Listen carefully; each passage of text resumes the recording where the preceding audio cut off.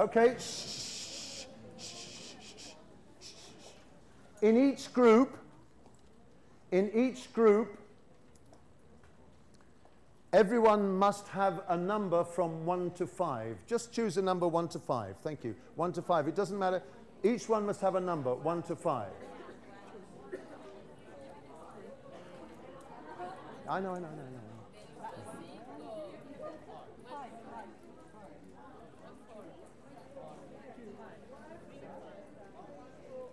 Okay, stop. Stop. Very quickly. Now, I'm not going to do this with the whole group because I'm running out of time, but this group is, which group is this? This is group, we're going to start with A, B, C. This is group A. You're group A. So you're group B. Group C. Group D. Group E. F. Group G. Group H, group I, group H, group J, you're J, group K, group L, group M. That'll do for the moment. Now, the beauty of numbered heads is this. Would you like to open your handouts at the text about the flying car? But I need it back.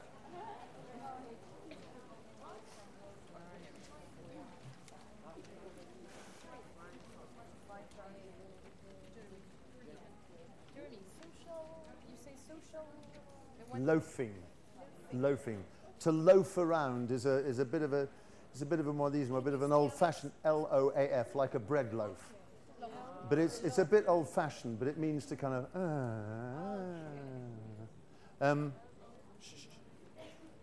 Okay, now it's very simple. What I'm going to ask you to do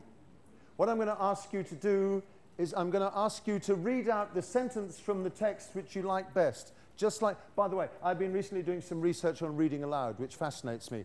And one particular kind of reading aloud that people really do in life is when you're sitting at the newspaper, you've got a newspaper in your hand and you're with your husband or your wife or your boyfriend or something, and you suddenly go, "Oh, look, it says here." And then you read something out from the newspaper. So what you're going to have to do, is to read out a sentence from the newspaper. So can you choose one? Can you choose one? Choose a sentence. Okay, who's going to read it out?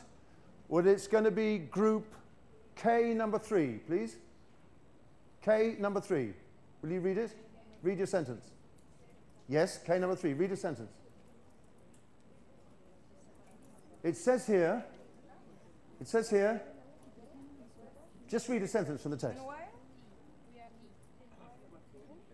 refilling involves no more than driving into the nearest forecourt and filling up with unleaded petrol. Thank you very much.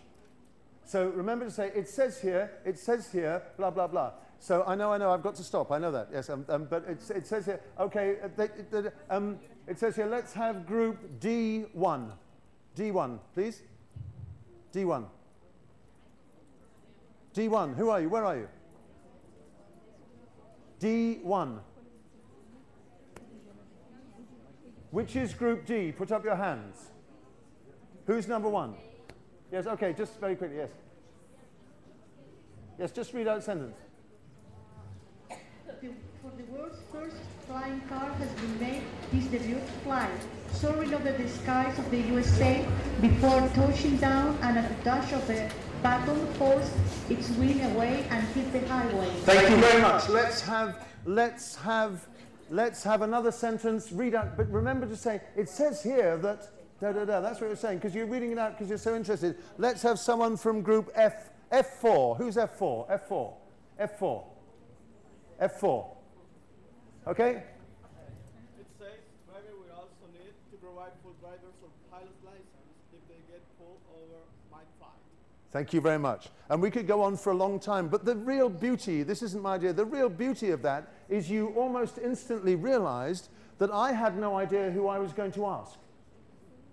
And you had no idea who I was going to ask, and you knew that I didn't have any idea who I was going to ask. So there's no chance that you can relax, because it might be you. And if I say D3, I don't know who I'm asking. Because I don't even know, I sort of know where the groups are, but I don't know who chose what number. And numbered heads is a way of mandatory participation. Now, and by the way, there's the car.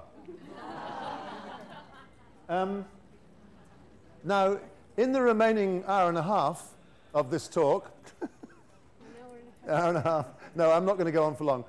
I would just tell you one other activity that I would have done with you if I could, and it's just a very nice little activity, but I never got round to it. And this is called rolling the dice. And the answer was to show students a picture of the Nazca lines. And then I would dictate the sentences for the handout, you'll see on the next page. I would dictate the sentences on the handout saying things like, Some people think that yes, but I've got the real ones. For example, I would read it, I would say, some people think that they were put there for irrigation, and the students have to write down for irrigation. Other people say they were put there for measuring the moon and the stars. And some people say that the animals were designed to ask the gods for health and happiness. Eric von Däniken thinks they were designed as landing strips for creatures from outer space. So the students write that down, and then we move a little further south and west. There we are, there are them. Then we move a little further south and west to something you know very well. And then I read out the same kind of thing. I say, some people think that they were the living faces of our dead ancestors. Other believes they were made as statues of the gods. Eric von Däniken thinks they were designed as landing strips for the gods. And so they read that out.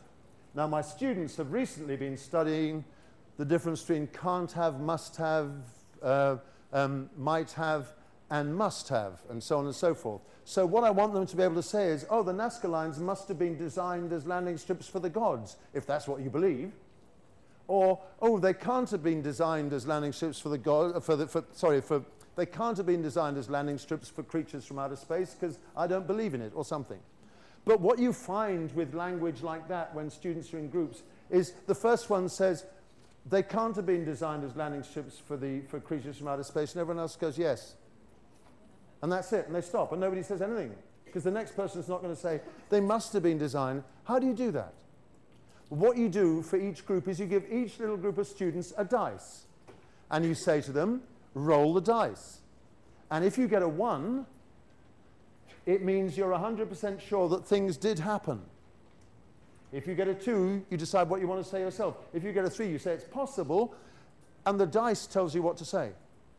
And each group has a little dice, and they roll the dice, and you get a 1, and they say, oh, they must have been put there as landing strips for creatures from outer space, because you got 1. And if you roll the dice and you get a 6, you say, they can't have been put there. And the whole point of the dice throwing is exactly the same. Mandatory participation, it's a bit mechanical, it's a bit silly, but everyone has to take part. I was going to do a little more numbered heads work with you, and I was going to do that, but I'm not. I'm just going to say that in the end, teaching large classes is, well, there's an issue which we need to talk about after the break. No, it's a joke. There's no break. This is the end. This is the end. One of the issues that we need to talk about is when you get students involved in group work, how do you get them back? How do you quieten them down? How do you do that kind of thing? And it's an issue that needs talking about, and we would talk about it some other time. But what teachers of large classes need to do is they need to establish the rules. They need to establish the rules. So when